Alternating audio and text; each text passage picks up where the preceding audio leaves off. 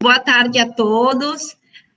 Coloca um emoji aí pra gente, para saber como que estão se sentindo, qual a expectativa de vocês, com um emoji. Olha a dificuldade.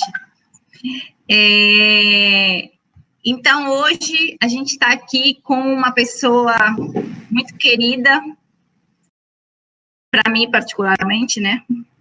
É o J. Neto. Tá bebendo cerveja? Não, agora eu bebo água aqui só. Toda hora tem que estar bebendo água. O J. Neto, para quem não conhece, ele é uma pessoa muito relevante na cidade de Belém, na área de design, marketing e estratégias. Ele é um consultor do Sebrae também, atuando em inovação. Hoje desenvolve projetos com startups e ele vai falar para a gente um pouquinho sobre a criatividade. E a criatividade tem sido muito falada recentemente, né? As pessoas estão dizendo, agora todo mundo tem que ser criativo. Agora é obrigação tu não ser criativo ou treinar a criatividade. E aí a gente às vezes fica em dúvida se eu posso treinar minha criatividade ou se eu já nasci com a criatividade. Então aí eu chamei uma pessoa que pode ajudar a gente a resolver essa charada, né, Jota? E falar um pouquinho sobre a importância da criatividade. A gente fala que é uma ferramenta, mais do que uma ferramenta, talvez uma habilidade. O Fórum Mundial olhou, há 5 anos atrás, falou que criatividade era uma das habilidades do futuro, que todo mundo precisava ter um pouco de criatividade em todas as funções. Então, como é que a gente passa isso para esses jovens que estamos já tentando ajudá-los e dizer, gente, empreender não é ruim, empreender é bom, né? Empreender tem seus méritos, mas o empreendedor ele tem que ser criativo, precisa saber criar soluções rápidas, né? E com muito valor. Então, J. Neto, fala para eles como é que a gente pode incrementar a criatividade nessa rotina para a vida, mais do que empreendedorismo. Obrigado, viu?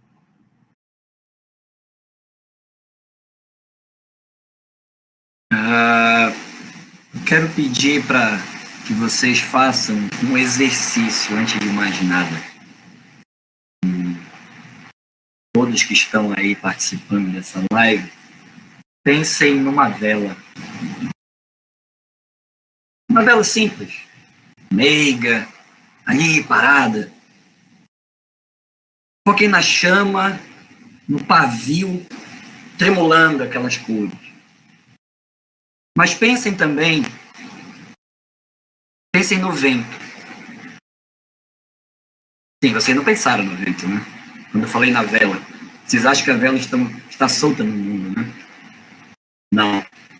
Como é que a gente pode pensar na vela sem pensar no vento?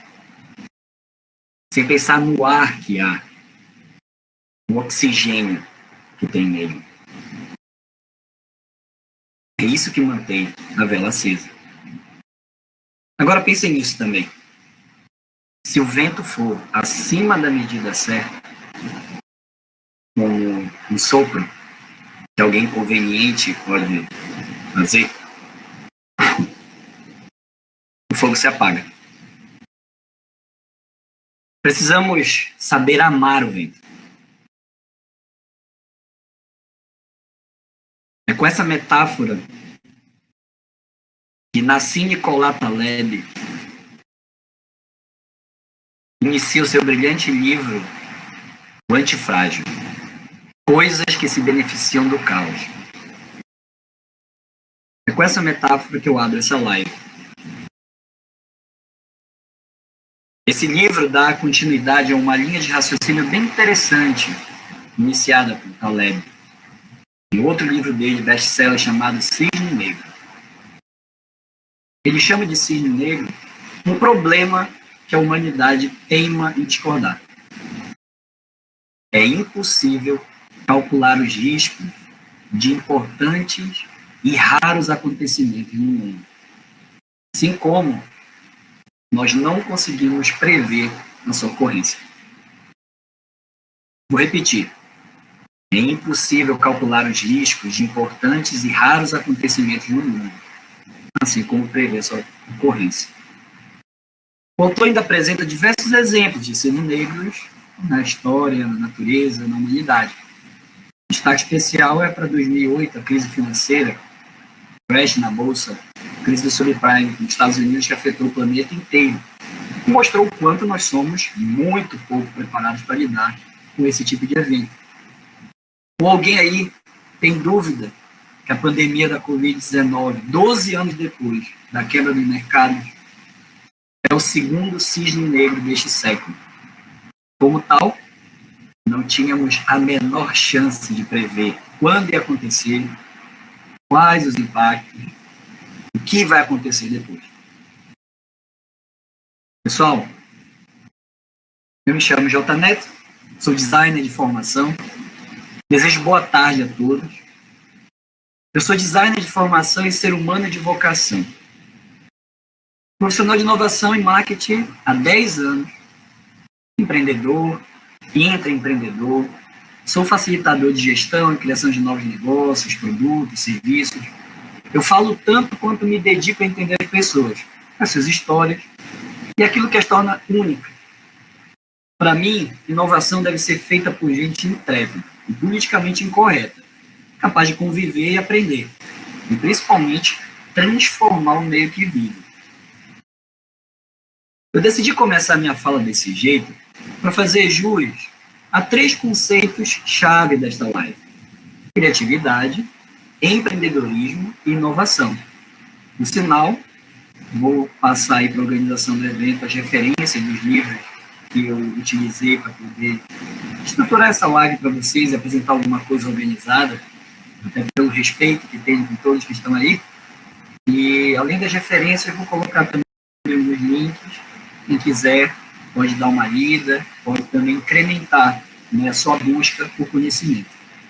Ao meu ver, o momento de pandemia e esse enfrentamento dramático que nós estamos vivendo, do modo como vivemos até aqui, é um ensejo perfeito para o conceito de antifrágil que Taleb defende no livro dele.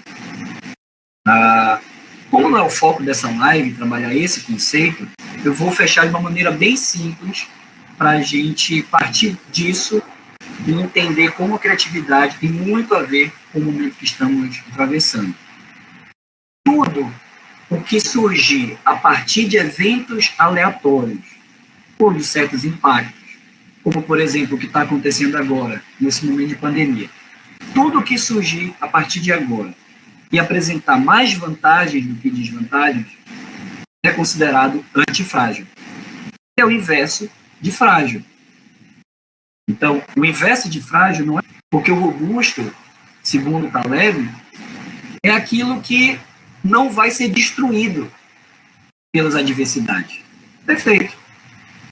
Muitas vezes na vida, nós, os negócios, as instituições, precisam ser robustas. Mas não é isso que garante a sua sobrevivência. O que vai garantir a sobrevivência e levar para um estágio além, instituições, negócios, até mesmo, diga-se de passagem, pessoas, é a sua capacidade de ser antifrágil. É pegar literalmente uma porrada e se fortalecer com isso. É tirar proveito, ganhar aprendizado com aquilo que está posto pela natureza, pelo destino, pelo mercado, e ter um poder de resposta proporcional ao tempo e à intensidade desse impacto. Eu vou dar alguns exemplos agora, recente, e aí eu queria ver se vocês daí se arriscam a dizer o que tem cara de antifrágil, o que tem cara de frágil nesses tempos. Vocês ouviram falar que voltou o Cine Drive-In, concentrados principalmente nas capitais? A maior parte é feita no estacionamento dos shoppings, né? O pessoal não pode ir para o cinema, tá lá as salas, tem lá a programação. A programação ainda não é inédita, tá? Os grandes estúdios estão segurando e lançamentos, estão adiando, mas a estrutura está lá. Então, está sendo difundido no Brasil inteiro. Aqui em Belém já começou esse Cine Drive-In. Para vocês terem uma ideia, nos últimos finais de semana, agora chegou o mês de férias, né? Para quem está em isolamento, está trabalhando, mas tem as crianças. Nesse último mês, a bilheteria dos 10 filmes mais vistos no país arrecadou R$100 mil. E aí fica a pergunta para vocês. O Cine Drive-In, ele tem mais vantagens ou desvantagens perante um cenário de maior isolamento social, distanciamento e cuidado com a saúde e com o risco de contaminação? Será que ele não tira proveito disso? Será que dele não pode vir outros tipos de negócios com base nesse tipo de atuação? Um outro exemplo de negócio, eu gostaria que vocês avaliassem, é o parceiro Magalu. A Magazine Luiza nota informa que no Brasil tem 5 milhões de empresas varejistas. E a maior parte dela com faturamento de até 5 milhões de reais por ano. Pasme, apenas 50 mil vendem produtos digitalmente. Dá menos 0,01%. E aí, uma Magazine Luiza, por meio do seu núcleo de inovação que tem, que é o Magalu Lab, acelerou o lançamento de uma plataforma que aproxima tanto varejistas quanto também vendedores que podem vender produtos tanto da Magazine Luiza quanto das suas lojas. E ela ganha com as comissões na venda de cada produto, seja dela, seja do parceiro. E está de olho nesse filão, né? 5 milhões de empresas varejistas. Então, será que esse é um negócio frágil? Será que esse é um negócio, se acabasse amanhã a Covid, ele vai acabar? Então, eu deixo essas reflexões para vocês e, com base nesse tipo de negócio, nesse tipo de atitude, a gente já tem aqui um ensejo da abordagem de criatividade que eu gostaria de apresentar para vocês. A criatividade, como diz um cara chamado Thiago Matos, e também um outro, o Thiago Matos é um fundador da Perestroika e seguiu por outros negócios, mas também tem um que fala muito, né, versa muito sobre isso, que é o Murilo Gun. Eu sempre fico na dúvida quem fala essa frase, então eu vou citar os dois para não correr risco de processo e também de injustiça. Mas eu acho que é o Thiago Matos, eu acho que é ele. Ele diz que não era para a gente chamar de criatividade este tipo de habilidade, esse tipo de comportamento, de atitude. A gente é inatividade. Porque, no fim das contas, aquele insight, aquele eureka, ele é muito endeusado na história, endeusado no cinema, e até mesmo na nossa criação, mas ele é fruto de muitos choques de ideias, de referências que você vai ter na vida. E sim, ele existe. Existe, sim, um dia que você diz, caramba, saquei, vou fazer isso. Mas se você for atento com o seu processo criativo, você vai perceber que, não vou dizer os melhores, mas os maiores e mais profundos insights que você teve na sua vida precisaram de um tempo de incubação na sua mente, no seu coração, porque pensa numa coisa injusta, mas que é real. As melhores ideias, aquelas coisas que mais vão funcionar, elas vêm quase sempre acompanhadas de um período de dor intenso. Seja porque tu queres resolver o problema, seja porque o problema está te machucando, o problema está te dando inconveniente. Então existe um processo de dor ali para você criar coisas boas, coisas que prestam, coisas que as pessoas vão querer. Eu não estou falando daquela criatividade nossa de cada dia, aquela que muitas vezes a gente tem que ter realmente para sobreviver. Não estou desmerecendo. Mas pensem comigo, se vocês acham que essa vacina da Covid está saindo de algum manual técnico de biologia, microbiologia, infectologia, esqueça. O trabalho para a elaboração de uma vacina envolve muita criatividade, porque os caras têm inúmeros vamos assim dizer, templates de vacinas. Eles têm um chumalhaço de informações sobre vírus, ao mesmo tempo não sabem muito sobre esse vírus, e precisam justamente combinar técnicas, combinar estudo, combinar materiais, tem que combinar ética, tem que combinar risco de matar as pessoas, risco de salvá-las. Então, sim, é um trabalho de muita criatividade que a gente está também assistindo para a formulação dessa vacina. Então, a abordagem que eu gosto de dar à criatividade, primeira, é tirá-la do altar. Eu não venero a criatividade, eu respeito, as ideias são a matéria-prima do meu trabalho, como designer, como gestor de marketing, como profissional de inovação. Eu trabalho a criatividade na perspectiva de resolução de problemas. E aí, com isso, a gente começa a compreender que sempre vão existir problemas, sempre vão existir adversidades, como a gente está passando. A forma como a gente lida com isso é que abre uma brecha bastante interessante para a gente falar de criatividade. E falando desse momento, né, pegando o espírito da coisa, vocês já devem ter ouvido falar um termo, né, que já entrou, já virou jargão. Eu acho que existe uma pesquisa lá do dicionário de Oxford que elege as palavras, né, mais relevantes do ano. O novo normal deve ser uma delas, né, esse ano. E aí eles adicionam no dicionário como um conceito, né? Ano passado foi pós-verdade. Esse ano eu casaria alguns trocados que vai ser o novo normal. Apesar que a definição às vezes é meio frágil, mas vamos admitir que ela é real, né? Vamos admitir que as pessoas todas que estão agora em Salinas, Mosqueiros, Balneários, ignorando, né, que a gente está em período de pandemia, elas estão próximas de viver algum tipo de consequência desse novo normal. O Google lançou uma pesquisa há umas 2 semanas, e eu recomendo para vocês, eu já estou fazendo recomendações, tá, pessoal, para vocês caminharem junto comigo nessa pesquisa, né, e nessa busca constante por conhecimento. Assinem a newsletter do Google. Tem em inglês e tem em português. Ela é muito boa, ela é muito bem diagramada, tem um layout muito agradável, é produzida pelo próprio Google, com base nos diversos dados que ele gira.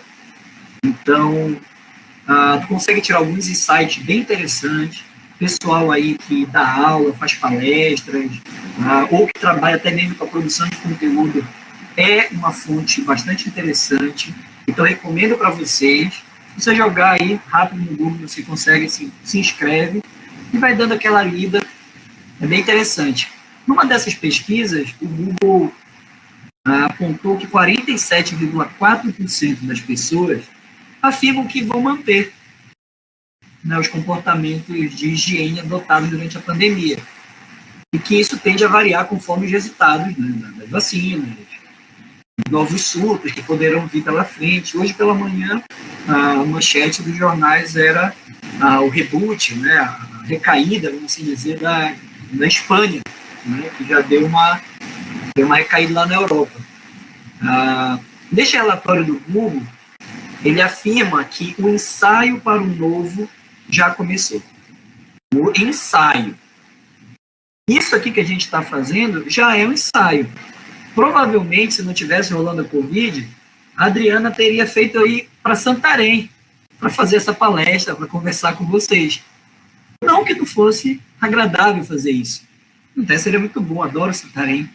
E iria. Mas é obrigatório? Quanto a gente retarda, né, no avanço da educação, no avanço da comunicação de negócios, a gente tornar obrigatório as interações presenciais. A gente já tinha, o Skype já tem mais de 10 anos. A família de produtos do Google tem uns 5. Celular não tem um que não tem uma câmera, um chat, um bate-papo. Mas mesmo assim, a gente deixava lá, né?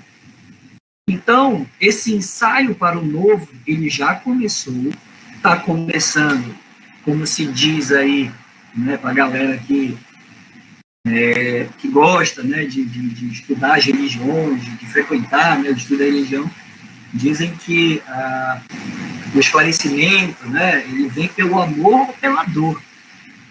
E aí, mais uma vez aqui, sem querer ser sadomasoquista, mais uma vez, a dor desta pandemia, do isolamento, do distanciamento social, do risco e do fato real, né, de perdermos entes queridos, conhecidos, está fazendo com que a gente saia um pouco, né, das curtidas, né, somente ali, das selfies. É bem verdade que a gente tentou levar comportamentos antigos, né, agora para esse novo momento. Então, a gente acaba levando alguns vícios e ficando muitas vezes só no caráter entretenimento. Não é ruim isso, entretenimento. Mas, caramba, na mão de vocês, na mesa de vocês, existe um equipamento que reúne uma quantidade de informação nunca reunida na história da humanidade.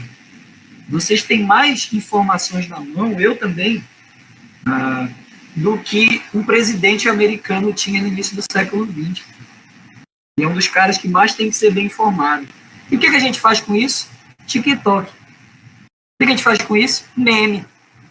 Porra, bicho, só isso. Será que se chegassem alienígenas agora e pegassem, vamos ver o que a massa desses seres criaram aqui de bom? Porque a gente tem que separar aqui. Nós temos 6 bilhões, temos para 7 bilhões de pessoas. O que elas fazem? Uma galera está esmagada pela pobreza, um número muito pequeno está com uma concentração de renda altíssima, e você tem 1 milhão ali que está existindo, né? Tentando trabalhar, tentando criar soluções. Será que se mais pessoas não entrassem no time das pessoas que querem, por exemplo, melhorar o planeta, né? Melhorar a educação, melhorar o acesso a recursos de saúde, será que se mais pessoas não entrassem nesse time, a gente não teria um lugarzinho melhor para viver? Isso é criatividade.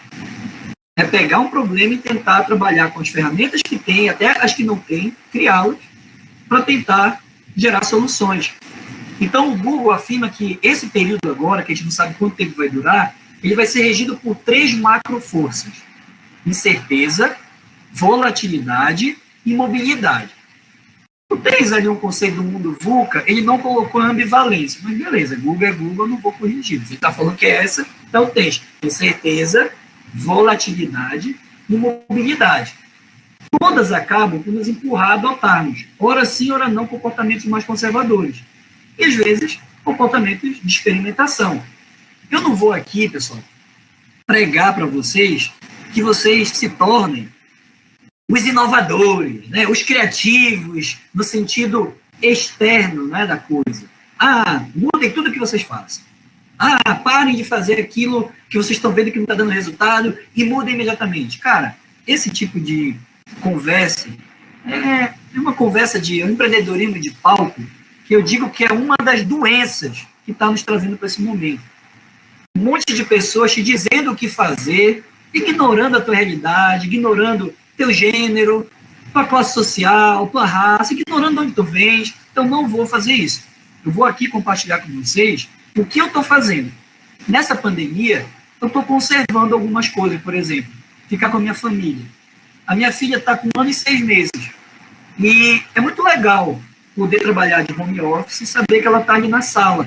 Apesar que no home office eu estou trabalhando 2 a 3 vezes mais e nem consigo muitas vezes estar com ela, mas o fato de ela estar aqui do lado me tira a ansiedade. Então, nesse ponto, eu não quero inovar.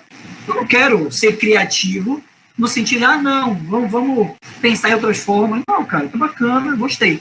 Mas tem outras que eu estou sendo convidado a experimentar. Uma delas, por exemplo, é estudar por meios digitais. Eu te confesso que eu tenho uma necessidade, né? Confesso para vocês que eu tenho a necessidade de estar em interação presencial. Eu gosto de estar em turmas de estudo, eu gosto de estar interagindo, mas o momento não permite. Então, assim, eu já fiz alguns cursos de EAD e acho que vou quebrar um pouco mais esse, não é nem preconceito, eu acho que é uma relutância para poder continuar o meu aperfeiçoamento profissional em busca de conhecimento. Então, eu fiz questão de compartilhar com vocês esses dois comportamentos mesmo, um mais conservador e outro mais experimentador, porque agora, nesse momento, nessa live, eu estou experimentando com vocês. Né? Eu estou, pela primeira vez, batendo um papo sobre este assunto especificamente, com vocês, que eu não conhecia, e agora estou podendo interagir, apesar de não conhecer pessoalmente, não estar conversando, mas vocês estão me ouvindo. Então, daqui a pouco a gente interage, isso para mim é novo. E, ao mesmo tempo, na condição que eu me encontro. Então, eu estou me permitindo inovar nesse momento. Né? E para fazer isso, é preciso criatividade. Né? Pensa como eu vou começar a live, como é que eu vou conduzir, que abordagens eu vou dar. É um tipo de criatividade aplicada. Tudo bem, eu tenho facilidade de falar em público? Tenho. Mas é diferente você falar em público com uma finalidade. E você pensar no que vocês gostariam, né, de ouvir, de saber. Tanto é que eu espero que estejam gostando. Né? Não sei se já estão aí, se já estão saindo, porque as lives tem isso. Né? Se você não gosta, vai embora. E tá certo. Não gostou, vai embora. Mas se estiverem gostando, eu gostaria de compartilhar com vocês que, de fato, eu estou aqui numa atitude de experimentação. E eu preciso mesclar criatividade com conhecimento. Mas, para fazer isso, eu não faço do nada. Eu tenho algumas ferramentas que me ajudam, algumas técnicas. Uma delas é chamada de heurística. A heurística nada mais é do que você seguir regras básicas, simplificadas, que tornam as coisas mais simples, fáceis de se implementar. Tudo que você for fazer de novo, você vai ter uma fase de total desconhecimento, uma fase que você começa a ter ideia de como fazer, aí vai arriscando, vai falando mais alto, vai falando errado, vai filmando errado, até que você chega numa fase que você consegue padronizar, você consegue escalar aquilo que você está querendo fazer. Isso é chamado de funil do conhecimento. É um conceito apresentado por um autor chamado Roger Martin. Ele é autor de um livro chamado Design de Negócios. E ele apresenta esse funil do conhecimento porque é isso que agora todos nós estamos sendo convidados a pensar, a fazer. Criatividade não está mais restrita, né, dedicada somente aos artistas ou à galera dos laboratórios. Todos nós estamos em experimentação constante. É o que um sociólogo polonês chamado Zygmunt Bauman chamou de modernidade líquida. Né? Nada é tão permanente quanto a gente gostaria. Então, dentro dessa modernidade líquida, a gente não vive mais a vida como um filme, como um longa-metragem, na qual a gente vai fazer aquela boa e velha jornada do herói, lutar contra os inimigos, aprender, conhecer o mestre, depois, né, casar e ser feliz. Não é mais isso. Hoje a gente vive uma série do Netflix, né? Lá da Netflix. São episódios. E o episódio que a gente está vivendo agora é muito interessante, né? Eu ia dizer legal, mas eu acho que eu ia ser um pouco malvado em falar isso. Não é legal. É interessante. Esta pandemia pegou geral. Não teve quem ficou de fora. É diferente de outros problemas que a gente tem. Mas esse é, digamos, um desafio para o mundo. Então, a gente pode considerar que a humanidade vai viver só isso? Não, vai passar. Mas agora a gente está naquele episódio que talvez até tenha algumas continuações, talvez até seja uma temporada em que a gente vai viver sob essas condições, né? De extrema incerteza, cuidado redobrado com a saúde, busca de medicamentos, o relacionamento com o outro vai mudar um pouco, porque ao mesmo tempo que é legal você se relacionar à distância, seres humanos precisam de presença. Eu tenho amigos que estão passando por dificuldades, com depressão, com ansiedade, diante disso aqui. Que oportunidades, tanto de negócios, quanto de projetos sociais, quanto de ferramentas colaborativas, não estão aí pululando, né, diante dessa situação de isolamento que nós estamos. Então, agir com uma certa ousadia para experimentar coisas novas é um convite geral que o atual momento está nos fazendo. E somado a isso, eu afirmo para vocês com muita tranquilidade que todos somos criativos. Só que a gente pode usar essa criatividade aplicada para determinados fins, não somente de ter ideias por ideias. Então aqui, por exemplo, como eu tenho interesse de fazer mais lives, eu estou usando a minha criatividade, né, o meu conhecimento combinado, para poder produzir esse conteúdo aqui para vocês. Né? Então, essa oportunidade que eu foco, o projeto Empreende Nova me deu, eu estou experimentando algumas abordagens, formas de apresentar, jeito de falar.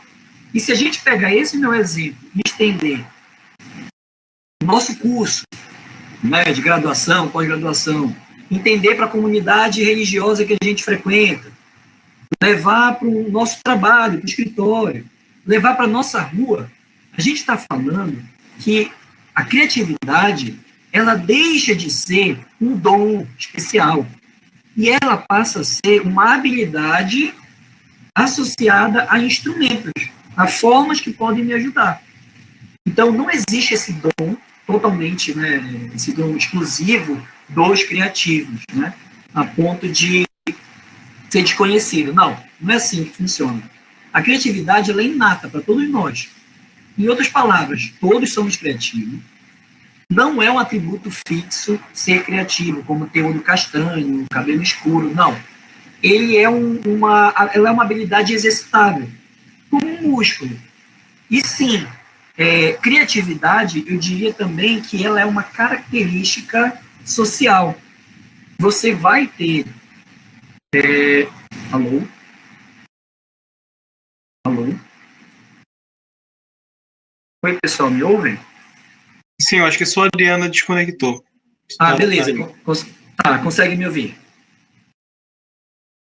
Ok, vou continuar.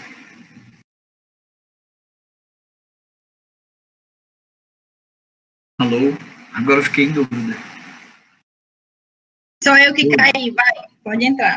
Tá. Posso continuar? Não, porque eu também não estou mais me vendo aqui. Eu não sei se vocês estão me vendo.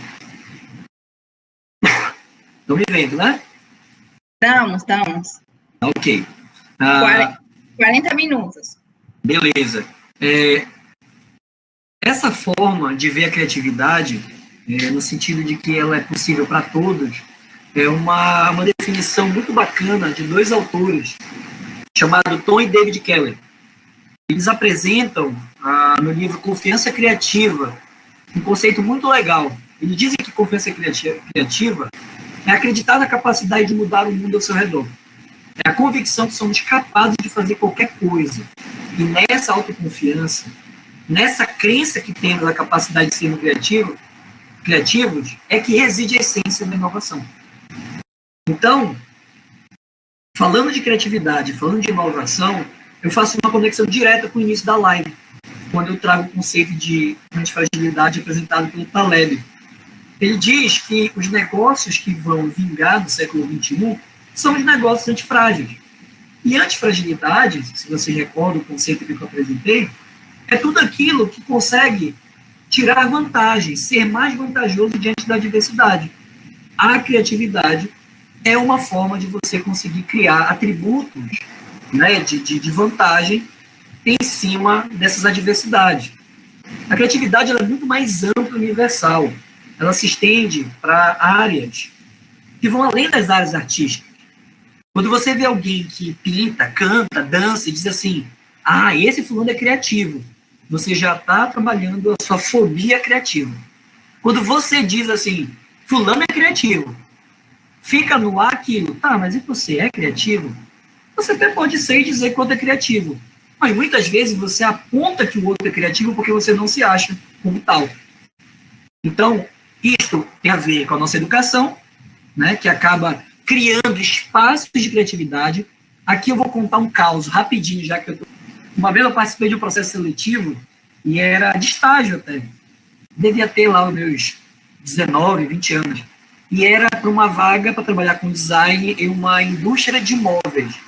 E aí chegou uma hora, pediram tinha uma pergunta, e me colocaram assim, dê 2 exemplos de criatividade. Aí botaram 4 linhas. Aí eu peguei aquilo, olhei para o lado e disse, é sério isso? Os caras querem que eu coloque em 4 linhas um exemplo de criatividade? Não vou. Peguei e desenhei uma chaise longue, né, que é uma poltrona, né, alongada, que você estica as pernas, e desenhei uma poltrona, tipo boneca, aquelas poltroninhas que a gente lê. Aí desenhei e entreguei lá para a avaliadora. Elas olharam assustadas, meu Deus, olha, era para você escrever. Aí eu virei e disse assim, tá, mas isso não é criatividade? Ela, não, é que, peraí que eu vou ver aqui, professor. Aí foram lá, chamaram a superior da superior lá, e disseram, olha, parabéns, tá, pelo que você fez, tá, obrigado. Fim das contas, não passei na vaga de estágio e não me arrependo de ter expresso a minha criatividade dessa forma. Se era um lugar que entendia que a criatividade deveria ser enquadrada em 4 linhas, não era o lugar que eu queria estar. Então, eu não sugiro para vocês restringirem criatividade só aquelas salas coloridas, só usar post-it, só quem tem barba e óculos estilo hipster, só quem usa roupas coloridas. Não, cara, a criatividade está em todos os lugares. Agora, ela precisa ser estimulada e precisa ser, de uma certa forma, protegida. Como assim protegida? A gente precisa criar ambientes que favoreçam a inovação, favoreçam a criatividade. Aqui eu estou usando muitas vezes a criatividade como sinônimo de inovação, porque a gente também deusa muito a inovação como algo muito distante. Cara, inovação é fazer diferente e dar um resultado diferente. E aquilo vai atender pessoas, vai criar valor para elas e vai criar valor para a organização dos tais. Pode ser uma nova forma de dar aula, pode ser uma nova forma de atender o cliente, pode ser uma nova forma de você levar, né, conhecimento, educação para comunidades que precisam acompanhar o ritmo escolar. Enfim, não há um lugar específico a ser criativo. Porém, há lugares que são mais criativos que outros. E o mundo dos negócios percebeu isso. O mundo dos negócios atentou e investe bastante em formas de estimular a criatividade de seus colaboradores, tanto para a resolução de problemas deles mesmos, quanto dos próprios clientes. É nesse processo que muitas vezes surgem novos produtos e serviços. Quem aqui nunca ouviu falar que o Google disponibiliza 10% do tempo de cada colaborador para eles pensarem em projetos próprios? Então, isso é uma evidência clara de que essa organização valoriza a criatividade. Por que a gente não faz isso em organizações públicas e sem fins lucrativos, por exemplo? Universidades, igrejas, ONGs, associações, sindicatos. Por quê? Porque a gente sempre tem que funcionar conforme a regra estabelecida, que não está ajudando em nada, que não está resolvendo problemas novos. Por que seguir processos que nos levam nos mesmos lugares? Então, para isso, surgiu, né, alguns já tem pelo menos uns 40 anos que surgiu o termo, mas nos últimos 10, na Europa e nos Estados Unidos, foi muito difundido, e nos últimos 5 foi muito difundido no Brasil, chegando ao ponto de ficar chato, e muita gente enrolando, usando design centrado no ser humano, que nem usa esse termo, prefere usar o design thinking. Né? Design thinking para cá, design thinking para lá. E, cara, o que é isso? Basicamente, é uma abordagem, não é uma metodologia. Quando falar assim, design thinking é uma metodologia, cara, já falou merda. Não é metodologia, porque não segue necessariamente uma sequência de etapas, apesar de ter etapas. Quando se diz abordagem, e essa é uma discussão polêmica dentro da área, mas eu vou compartilhar com vocês, assim, tem uma parte de metodologia, mas não adianta você seguir passo a passo sem ter uma abordagem de design centrado no ser humano. E quando é abordagem, significa o seguinte, a forma como você está visualizando este problema é baseado no design centrado no ser humano? Se sim, então provavelmente você vai agir com empatia, com colaboração e vai agir com experimentação junto com pessoas de diversas áreas. Não dá para fazer design centrado no ser humano, por exemplo, só com o olhar do arquiteto, só com o olhar do engenheiro, só com o olhar do médico. Você precisa ter múltiplos olhares E a partir disso, você reúne as pessoas para identificar e se aprofundar em problemas reais que afetam as pessoas para quem aquela organização gera valor. Então, um exemplo, se você tem um restaurante que agora na pandemia precisava continuar vendendo, logicamente que você vai para o delivery. Mas o delivery precisa ser apenas feito pelo iFood, ou eu posso criar outras formas de coletar esse pedido. Então, aí há uma oportunidade de pensar isso de uma outra maneira. Quando você entende que o problema necessariamente não é o teu pedido, mas sim você está ali identificando que as pessoas estão com um problema relacionado à confiança, né, nessa comida, se ela está sendo preparada de uma maneira segura, essa equipe pode chegar em soluções de evidenciar que a comida foi bem preparada. É por isso que depois de identificar e se aperfeiçoar em problemas reais, a equipe que está fazendo design thinking, ela cria, ela prototipa, testa e melhora soluções. Pode ser um negócio, pode ser um serviço, pode ser um produto, pode ser um processo. Então, é isso que acaba sendo design thinking. É esse processo de pessoas que estão verdadeiramente interessadas em entender como as pessoas fazem as coisas que elas fazem, que problemas elas têm, e a partir disso vão criar soluções. Essas soluções, elas precisam seguir 3 regrinhas. Elas precisam ser desejáveis, elas precisam ser viáveis economicamente, ou seja, aquilo que a gente vai gastar, a organização consegue recuperar ou consegue pagar sem criar problemas financeiros. E, por fim, elas têm que ser tecnicamente possíveis. Nós temos tecnologia, nós temos materiais disponíveis para fazer isso. É isso que vem a ser o design thinking. Essa união de coisas que eu falei aqui, mas que, no fim das contas, é mais uma abordagem muito interessante de pessoas usarem a criatividade no ambiente de negócios e ambientes institucionais. Com isso, pessoal, eu encerro aqui minha fala, ver aí o que vocês têm de dúvida, enfim, de comentários, para a gente interagir. Eu encerro com a fala do velho Einstein. O Einstein tem uma frase que diz: em momentos de dificuldade, a imaginação é mais importante que o conhecimento. E por aí a gente consegue entender que criatividade vai sim mexer um pouco aquele teu lado criança, né? Aquela tua capacidade de imaginar futuros possíveis. Mentira, Adriano. Bacana, eu gostei. Eu gostaria de deixar uma reflexão, antes de passar a pergunta, de que na maioria das vezes que nós somos criativos, é porque a gente encontra uma solução relevante para um problema que mexeu com a gente, ou seja, a gente se envolveu naquilo, né? Então, talvez isso faça muito sentido quando a gente olha, por exemplo, para essas novas abordagens que estão nascendo a partir da criatividade, tipo design thinking, que é justamente entenda o problema, mergulhe nele e a partir dali você começa a ter ópticas de diferentes tipos de soluções para você testar. Faz sentido? Eu não consigo ver como outra lógica faz sentido. Como é que você pode desenhar políticas públicas sem se colocar no lugar do cara que está lá na ponta?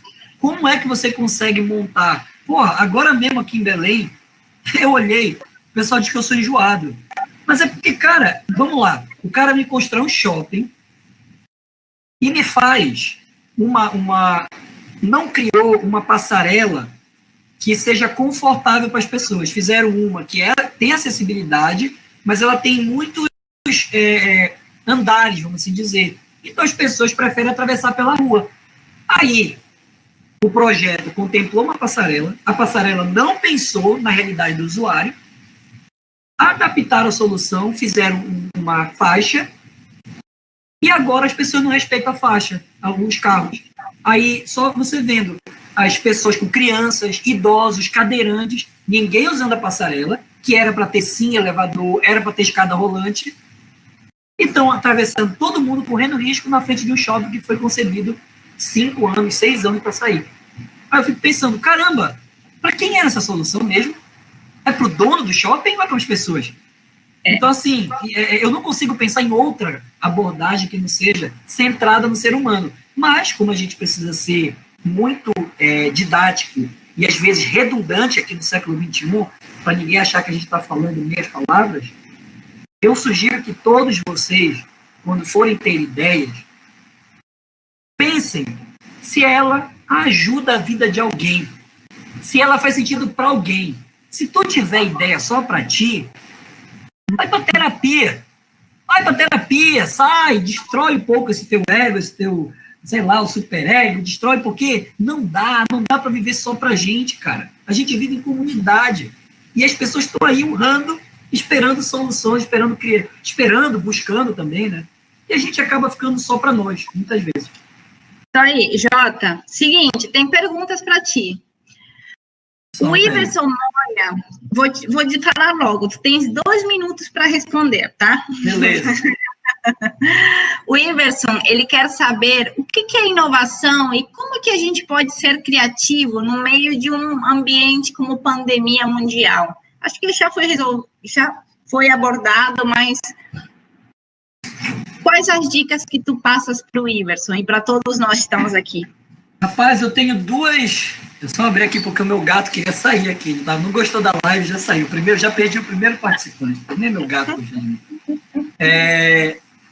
Eu tenho 2 definições de inovação que me regem. Eu acho que elas simplificam tudo. Uma é mais romântica e a outra é mais pragmática. Então, a primeira, mais romântica, diz que inovação é valor percebido pelas pessoas. Valor percebido. Pessoas é redundante, mas eu estou dizendo, estou sendo redundante para a gente não ter dúvida. A gente não cria valor para robô. A gente cria valor para as pessoas. E outra coisa, a gente não cria valor para instituições. Instituições são conjuntos de pessoas. Empresas são aglomerados de pessoas. Cidades é aglomerado de pessoas. Então, sempre vai ter pessoas. Inovação é isso. É quando alguém viu assim, caramba, isso que tu fizeste, serviu. Tu tem inovação ali.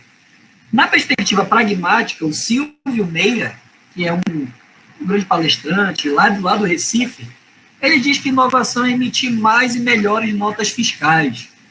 É meio duro, meio rude, mas significa o seguinte, não adianta de nada você falar que está fazendo inovação se aquilo não deu resultado.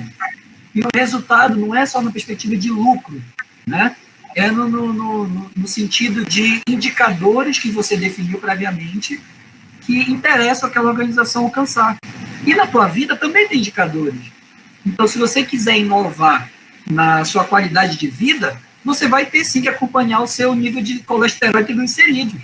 Você vai ter sim que acompanhar quantas horas de sono você está tendo. Então, pode parecer muito cruel, mas nós estamos imersos em indicadores a todo momento. E esses indicadores são verdadeiras testemunhas da inovação. Se eles levantam, você inovou. Se eles ficam parados, você está tentando inovar, o que também é bom. É importante. Ou não está inovando. Bacana. Respondeu, Iverson? Dá um sinal lá. Eu não sei se você fez, mas eu queria que tu explicasses para a galera qual é a lógica do cisne negro. Que se fala muito, eu vi vários materiais se falando que a pandemia é um cisne negro, mas não sei se todo mundo entende o que é essa definição. São eventos impactantes, porque assim, o Taleb, ele é um economista, e é um economista liberal, e ele ganhou notoriedade porque o cisne negro meio que antecipou e analisou uma situação que aconteceu, que foi a crise lá de 2008, e a partir disso ele conceituou, ele fez uma análise histórica que a humanidade é feita de diversos e sucessivos eventos ímpares que nunca podem ser previstos, muito menos medidos os riscos. Como existe uma área chamada gestão de riscos, ele meio que tira sarro da galera que acha que o mundo vai respeitar algumas planilhas de Excel. Então, o cisne negro significa que a gente vai estar permanentemente vulnerável a eventos que a gente não pode controlar. Então, mais prudente de tentar controlar esses eventos é criar mecanismos para se adaptar a eles. E ele mostra que na natureza, quem faz isso prevalece, nos negócios, quem faz isso prevalece, e até nas sociedades, né? Acaba acontecendo também, se adaptar a esses eventos que acontecem. Ok, então eu posso dizer que foi uma analogia, já que é raro encontrar um cisne negro e não pode ser, são eventos que não podem ser controlados. Isso, a gente poderia falar também de níveis de cisne negro, né? Por exemplo, a Covid, sem sombra de dúvidas, é um cisne negro do século XXI, né? É que existem vários termos, né? Existe o elefante, tem vários termos, mas eu queria que deixasse claro aqui para o pessoal que está... Certo. Tá? A Edilene, ela quer saber o que é a criatividade é melhor estimulada na ociosidade. Tem um livro, né? O Ócio Criativo. Pô, eu até queria que fosse o nome do meu segundo filho, Domênico de Masi, eu acho o nome dele. O Ócio Criativo. Domênico. Acho bonito esse nome. Cara, tu tens meio que... Tem um vídeo do Steve Johnson chamado De Onde Vêm as Boas Ideias. Recomendo também, um clássico aí. Eles vão assistir. E é um vídeo que ele faz lá as tartaruguinhas, e ele vai falando, por exemplo, da importância dos cafés, né, parisienses, ali no iluminismo, porque era onde as pessoas chocavam as ideias. Esse livro, ele derruba aquela ideia de que uma ideia é fruto de um insight exclusivo de um ser humano iluminado. Nada disso. Nada disso. É justamente na confrontação de ideias, nesse embate, nessa troca, que você vai compondo uma massa crítica. Só que chega um ponto que o seu cérebro não consegue mais raciocinar. Nessa hora você precisa parar. É a chamada incubação da ideia. Só tem um probleminha. Às vezes, essa incubação demora 4 horas. Às vezes são 4 anos. Às vezes são 20 anos. Então, a incubação da ideia é meio que a base com que a universidade, por exemplo, ela estrutura todo o seu conhecimento de uma maneira sequencial para que o pesquisador de hoje não perca tempo tentando resolver um problema, tentando, né, criar ali, validar alguma hipótese, fazer o seu experimento como cientista. Ele precisa pegar toda aquela sequência do que já foi feito. Então, nesse momento, a criatividade dele vai ser baseada em histórico. E ele vai focar em problemas que não foram resolvidos. Então, o ócio criativo, ele é essencial para a criatividade. Qual o problema?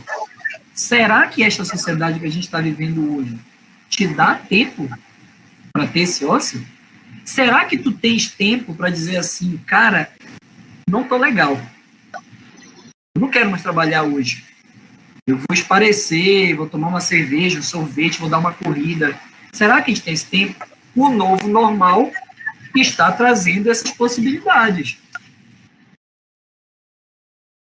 Bacana. A professora Gabriela, ela fala assim, no setor público, sentimos que nossa criatividade é, em muitos momentos, tolhida, diante de procedimentos e processos muito engessados. Como fazer aflorar a criatividade no setor público, onde esse atributo não é valorizado? A gente sabe o que é isso, né? Eu tive uma experiência, infelizmente, muito desagradável no setor público. Eu lidei com isso, e eu só posso aqui me emanar com a tua dor, Gabriela. Eu não vou ter a solução para o teu problema, se é que eu tenho alguma solução. Mas, assim, se a gente considerar que o processo, a gente está num processo conjunto aqui, colaborativo, de ampliar nosso conhecimento, né, e buscar mais conhecimentos, eu vou compartilhar o que eu tentei. Eu levei uma pessoa para trabalhar comigo, e essa pessoa comungava já de uma mentalidade de criatividade. Me choquei realmente com uma mentalidade muito presa em processos, desconexa muitas vezes do cidadão, né, das pessoas. E também eu me deparei com uma situação que eu não imaginava, o excessivo uso, sabe, de papel e processos analógicos, o que não é um crime, né, mas dificulta muito você estabelecer, às vezes, inovações já que estão aí consagradas. Atualmente, eu sou coordenador de marketing de uma empresa que, por sinal, oferece soluções nessa área, para que os municípios possam emitir nota fiscal de maneira digital, possam abrir uma empresa em 20 segundos pelo celular, não tenha que ficar indo de secretaria em secretaria, pegando carimbo. E eu estou vivenciando a dificuldade que é, né, implantar, lidar com isso. Então, em caráter de compartilhamento de experiência, eu te recomendo procurar um gestor que também comungue desse anseio de inovação. É difícil, mas eles existem. Por sinal, acredito que foi até um dos erros que eu cometi na minha experiência no setor público.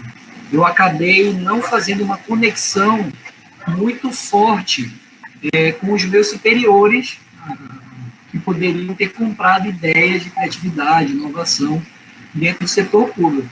Mas eu posso também dizer que isso tudo está mudando, tá, pessoal? Está mudando.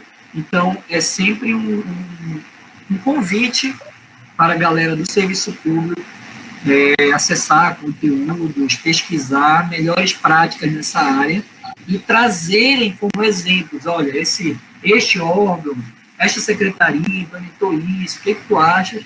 E sair para o processo de convencimento da ideia. Aí é um outro assunto também, que eu vou ver se tem alguma pergunta de como trabalhar com criatividade. O Romero está pedindo algumas dicas de ferramentas para exercitar a criatividade. Certo. Eu tenho uma, cara, que eu acho legal quando tiver, sempre nessa relação, tá? Se for criatividade solta, só por exercitar, vai pro Pinterest. Pinterest é uma que, porra, para te dar, se for solto pelo solta, vai nessa, mas tem uma, cara, que eu gostei bastante, eu gosto bastante, na verdade, de pensar, e eu acho que dá para aplicar quase em tudo na vida. É até perigoso, porque tu pode ficar meio viciado. Que é tu fazeres tem a jornada do usuário, mas tem o blueprint, né, que aí acaba misturando, porque você tem camadas. Blueprint de serviços. Não tem em português o nome. Mas é basicamente assim, se tu quiseres resolver um problema, e esse problema está relacionado a uma pessoa, que pode ser até mesmo você, tente pensar em momentos antes de você sentir que está com problema, e como é que você se comporta durante esse problema até que ele seja resolvido de maneira ideal. Você vai perceber que nós todos estamos imersos em inúmeras jornadas. E usar esse tipo de ferramenta desenvolve muito a empatia. Uma empatia que eu digo aplicada, né, a negócio, aplicada no ambiente de trabalho. Em se tratando até mesmo de ambientes corporativos, eu sugiro, cara, que cada unidade faça, sabe, as suas jornadas, porque às vezes o colega do outro departamento, ele não sabe a tua jornada. Na minha experiência no serviço público, eu tentei fazer isso. E aí eu lidei com processos absurdos de 27, 28 etapas para você fazer o pagamento de uma diária. Uma pessoa tem que tirar uma diária e eu tinha que lidar com 28 etapas, das quais mais 8 eram repetidas. Mas obrigatoriamente você tem que fazer porque a lei manda. Então, o processo de fazer a jornada, eu juntei por volta de 5 a 6 departamentos lá na secretaria que eu trabalhei. E foi muito interessante, porque você começava a aprender o que o outro fazia. E aí, quando você tinha algumas ideias, o outro dizia, pois é, mas não dá para ser assim, porque eu tenho que apresentar uma nota fiscal. Aí tu, legal. Aí tu pensava naquilo, e se for assim? Assim dá. Então, a jornada do usuário, para mim, uma das ferramentas dessas, assim, é tiracolo. Eu recomendo sempre a criatividade aplicada à resolução de problemas. E o Pinterest para inspiração. Tem mais uma, Jota. Diga. Vou ler o que a professora colocou, a professora Gabriela. Como professora, vejo os alunos muito pouco motivados a desenvolverem a sua criatividade. Como ajudá-los a desenvolvê-la? Essa é direta, professora. Educação baseada por projetos. A universidade no mundo todo está em xeque, tá? É muito caro fazer universidade e poucas pessoas têm acesso, o mundo todo já se deparou com isso. Tem um livro do... o nome dele agora é Roger Ford, né, dele. Pô, cara, bem aqui o livro. Eu vou pegar o nome correto, mas é O Futuro do Emprego, Robôs e o Futuro do Emprego. Cara, e tem um capítulo lá que se você é de uma universidade, ou se você gosta da universidade, você fica um pouco triste, porque ele disseca como a universidade acabou se fechando em si e o mundo clama por aquilo que ela tem. Então você está vendo os MOODs, né, que é uma sigla, MOODs, que é esses cursos, né, EAD.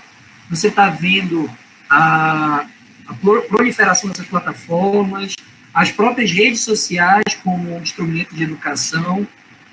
Você está vendo formatos diferenciados. Hoje existem cursos do tipo bootcamp, que são mais mão na massa, mas algumas universidades estão trazendo abordagens novas. Uma delas é essa, a educação baseada por projetos. Lá a Universidade de Tel Aviv é uma referência nisso, em que, primeiramente, você quebra aquele paradigma de você só estudar com quem passou no seu curso. Então, é muito chato você ficar 4 anos com alguém que também vai ser contador que nem você. Com alguém que também vai ser médico que nem você. Porque a vida não é feita só de contadores, não é feita só de médicos. Então, uma das sacadas que eles fazem lá é misturar. Assim, existem cursos completos para isso, mas existem também disciplinas. Então, trabalhar com projetos significa que você vai ter um problema para resolver, você vai ter um conjunto de conhecimentos que vão ser abordados, referências que as pessoas vão ter que buscar, e depois formam-se os times, né, os famosos squads, as esquadras. Porque, sim, nenhum problema do século XXI será resolvido por uma pessoa. Só uma não resolve. Então, tem que aprender a trabalhar em equipes.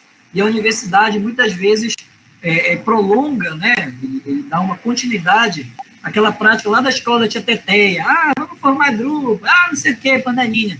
Quando, muitas vezes, a própria instituição promove isso, ela está dizendo, pô, bicho, faça aí o que tiver que ser, o que importa é a avaliação, e não é isso, né? A universidade ela vai precisar também fazer esse meia-culpa e fazer esse esforço. Peraí, eu, como academia, posso ajudar a resolver alguns problemas do mundo? Se sim, se tiver lá na diretriz, no propósito da organização, eu vejo muito potencial para estimular a criatividade e o comportamento de inovação dos alunos por meio disso, de projetos. Projetos que levem água para as pessoas, projetos que façam as pessoas se alimentarem direito, projetos que atendam, por exemplo, a saúde mental das pessoas, que diminuam o bullying, que diminuam a violência contra a mulher, projetos que façam as pessoas comerem melhor, enfim, projetos que façam captar água da chuva, tudo isso está aí, os problemas estão aí, e às vezes a gente fica preso naquele projeto pedagógico, né, que vai levar a pessoa para uma realidade que não existe mais. Última, Jota. Por causa de vocês, por mim continuava. Brincadeira. Como a gente pode desmistificar o processo criativo? A professora Cariane está falando que ela sente que muitas pessoas têm medo ou mesmo não acreditam na sua criatividade. Eu consigo sentir essa dor também, olha, tua. Não vou puxar uma solução fácil, porque o mundo aqui fora, né, ele vai te tolhindo mesmo, né, ele vai te dando tanta porrada. Eu já falei um pouco disso aqui, e até vou complementar a pergunta, acho que foi do Romero. Primeiro, a gente tem que tentar proteger, né, a criatividade. Então, às vezes, para fins pedagógicos e andragógicos, né, o ensino de adultos, educação de adultos, é importante você ter um espaço que inicialmente é destinado para exercitar a criatividade. Não quer dizer que a criatividade só está ali. Não quer dizer que só quem frequenta ali é criativo. Que só ali tem que... Não. É só que como a gente não exerce a criatividade aplicada comumente, é difícil tu ser criativo, tu sentado numa mesinha, o cara na outra ali, e todo mundo no computador sem se olhar. É difícil sair a criatividade. É difícil sair a criatividade num lugar que as paredes são todas brancas, por exemplo. E isso não é frescura. Não é comportamento, é neurociência. Você olha a cor laranja e aquilo provoca estímulos nas suas córneas que vão para o seu cérebro. Você vê papel branco, canetas, aquilo estimula. Então, eu não estou aqui sugerindo que vocês apliquem o efeito pela causa. Não é para transformar as instituições de vocês nesse playground de adultos com bolinha colorida, com tobogã. Cara, isso não adianta de nada se, na hora de um brainstorm, que é uma ferramenta que eu também sugiro aí pro Romero, brainstorm ou toró de ideias, né? Se na hora do brainstorm, tu tá na sala mais colorida e confortável possível, um subordinado deu uma ideia que depois encontra o chefe e ele corta o cara ao vivo e a cores, não adiantou PN ter chamado o arquiteto, ter botado lá o pulso colorido, não adiantou de nada. Não quer dizer que o chefe não tem autoridade, ele não tem mais voz, não é isso. É só que se você também não cria ambientes favoráveis para as pessoas se soltarem, e está todo mundo ali, está aqui para criar, vamos sentar, vamos ser criativos agora. Mas eu sei que aquele chefe é mandão, só gosta que a ideia dele que prevaleça. Não sabe receber críticas, não tem como ser criativo. E aí vem uma parte que é uma crítica que eu faço a todos nós. O quão maduros emocionalmente nós somos. O quanto a gente está realmente preparado para lidar com o diferente. Porque é bonito falar, é muito bonito, é muito bacana ver propaganda. Mas o cara que pensa diferente de mim, morra! É isso que a gente diz. É isso que a gente faz. E a gente precisa olhar para esse comportamento e dizer assim, bicho, não precisa ser assim. O cara só falou uma ideia diferente da minha. Tu pode ter a tua ideia, tu pode discordar, mas o principal, o que tu fazes quando o cara discorda de ti, quando as pessoas discordam? E isso é a criatividade na prática, na tua carreira profissional e diante dos adultos que você vai ter que lidar. É muito chato lidar com pessoas que não receberam não na sua infância, na sua adolescência, e foram criadas como verdadeiros imperadores. E aí se travestem de legais, de liberais, mas quando vai para um processo colaborativo de criar coisas, você vê imediatamente que a pessoa é insegura, autoritária e tem medo de parecer incompetente. Se tem um medo que prevalece no mundo do trabalho, é o medo de ser incompetente. E na hora de lidar com a criatividade, esse medo é um verdadeiro veneno para as ideias. Porque você vai falar merda, você vai falar besteira, você vai ter que fazer coisas que, de alguma forma, vou dizer assim, esse cara é ridículo. Dane-se! Eu estou no momento e eu preciso pensar nisso. E a forma que eu estou chegando nisso é, por exemplo, dançando. Se nós soubéssemos o quanto o nosso corpo é capaz de ser criativo, de expressar nossos sentimentos, mensagens, a gente seria uma sociedade muito mais fraterna, muito mais criativa. Mas não. Mulher tem que sentar de um jeito, homem tem que ter uma forma. Perceba o quanto a gente vai castrando a criatividade de diversas formas. Então, como estimular a criatividade? Primeiro, esteja consciente de onde você está. Que sociedade, que escola, que trabalho você vive. Se você estiver consciente, você vai buscar aliados que estão em busca de quebrar alguns paradigmas. E quebrar paradigmas é sair um pouco da zona de conforto, né?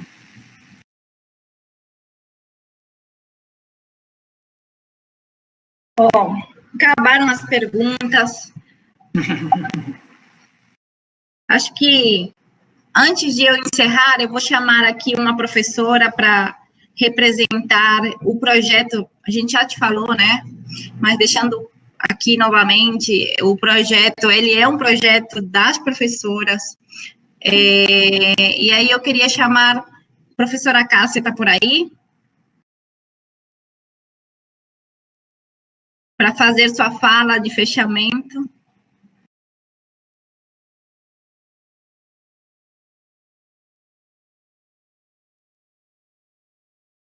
Ela está?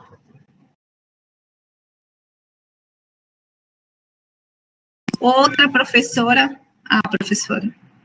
A Cariane está entrando. E aí eu já falo aqui para o pessoal ir se preparando para ligar as câmeras para a gente fazer nossa foto oficial.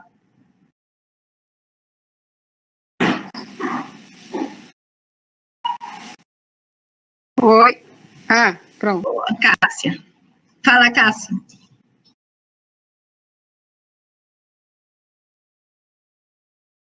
Não? Acho que ela não está com...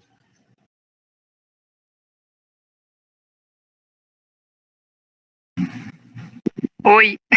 Agora. Gente, é muito difícil de conseguir conectar, eu tive que ir para o celular, mas eu consegui acompanhar a palestra.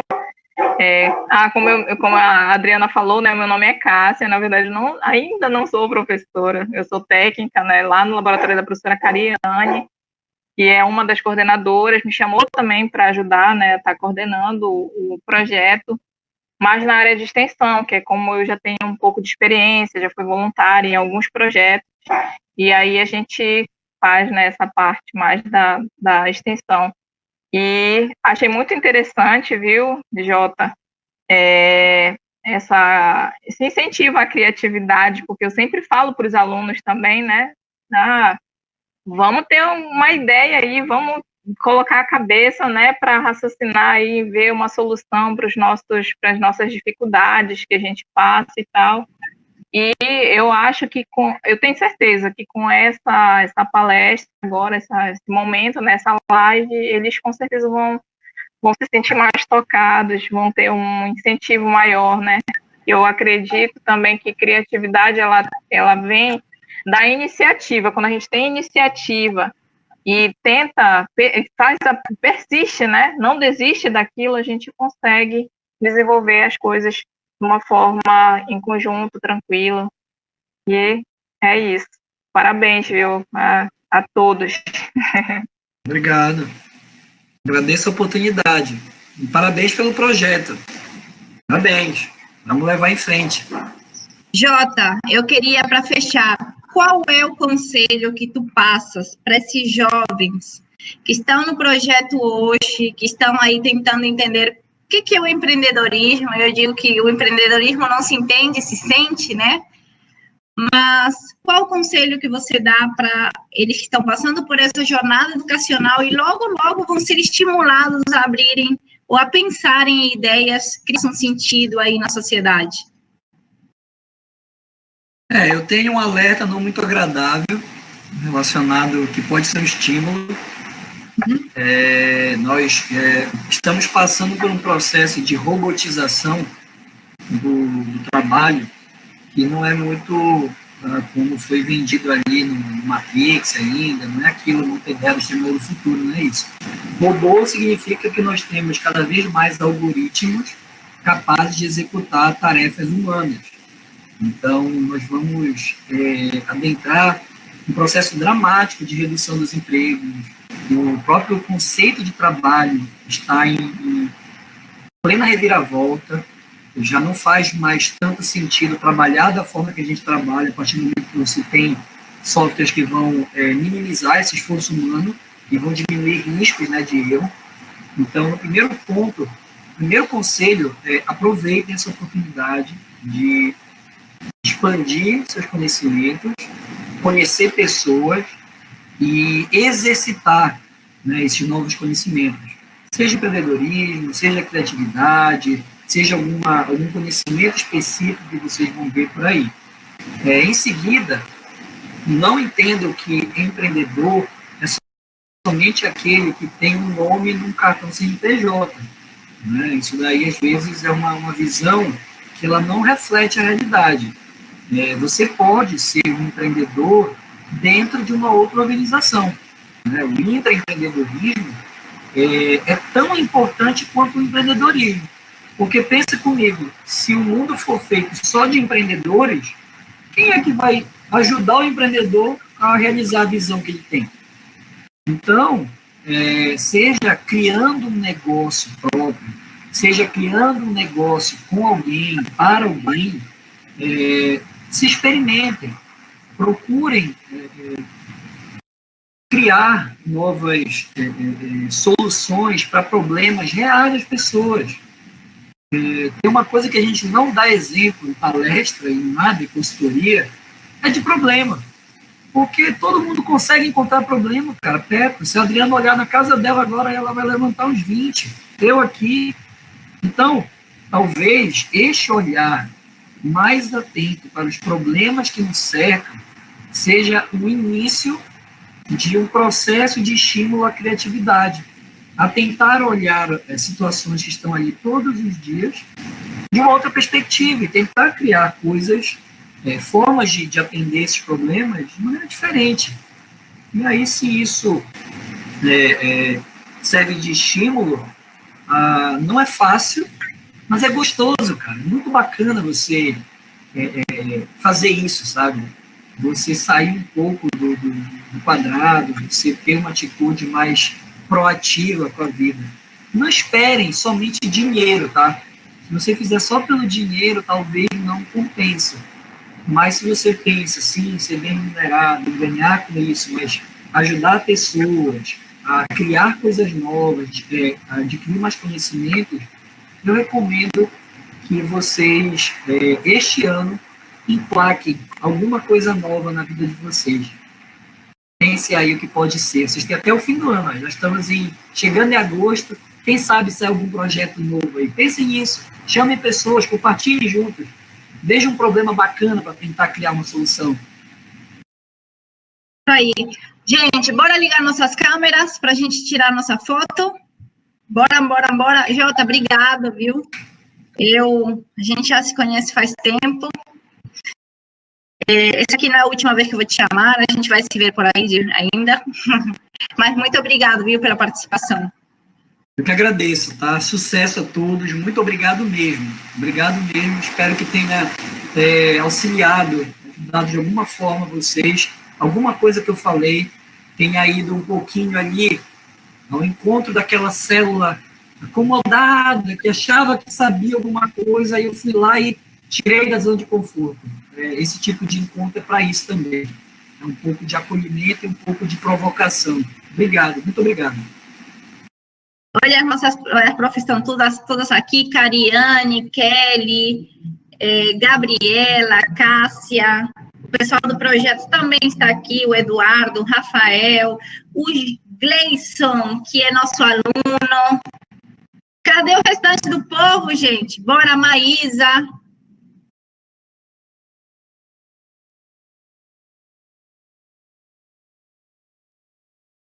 A professora Edilene. Cadê o montante? Nossa, não vai parar, meu Deus, era tanta gente assim, olha. Carolina, tem mais gente, só que eu acho que a plataforma não vai deixar eles entrarem. Marta. Caramba, legal. Nós somos uma turma grande. Gente, vou tirar a foto, então. Vou todo mundo sorrindo, eu vou dar um print aqui e vou sair. Então, eu vou dizer tchau, obrigado para todo mundo. 1, 2, 3 e tchau.